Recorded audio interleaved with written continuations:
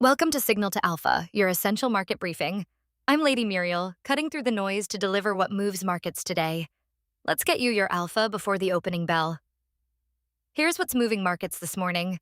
Operation Epic Fury enters day 4 with escalating Iran conflict driving energy and defense sector volatility. U.S. forces achieved historic milestones, including the first submarine torpedo sinking since World War II. Texas primaries set up critical Senate runoffs that could determine congressional control. DHS funding stalemate threatens World Cup preparations and government operations. And crypto markets showing resilience with Bitcoin holding above $71,000 despite geopolitical headwinds. Let's start with the big market mover. Operation Epic Fury has fundamentally reshaped Middle Eastern power dynamics with direct implications for energy markets and defense portfolios.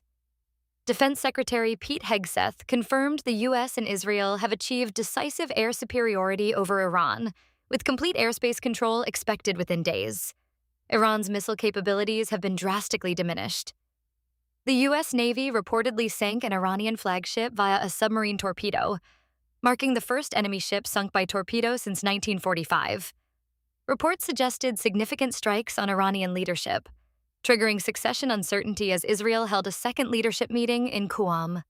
Over 1,000 Iranian combatants eliminated in combined operations. 6 U.S. service members have been killed, including 4 from the 103rd Sustainment Command.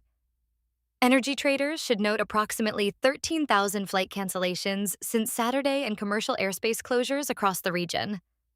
Oil price volatility expected short-term, though President Trump anticipates prices dropping once conflict resolves. Now the political angle that matters for your portfolio.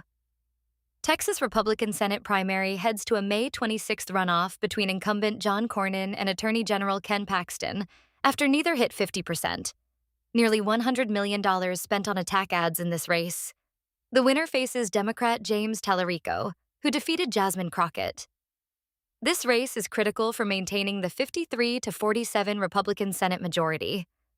Separately, former MLB star Mark Teixeira won Texas's 21st District GOP primary with 61%, backed by Trump and Club for Growth.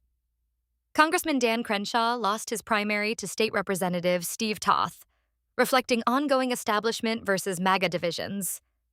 These midterm battles will determine legislative direction on tax policy, regulation, and government spending through 2028.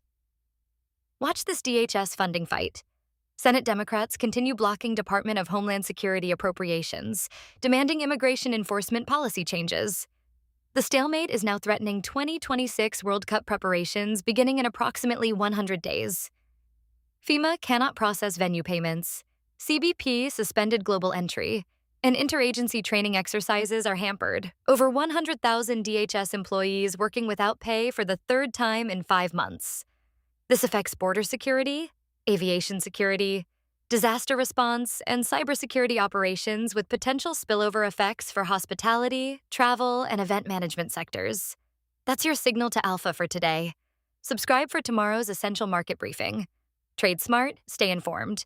Check us out at capitalcopilot.io.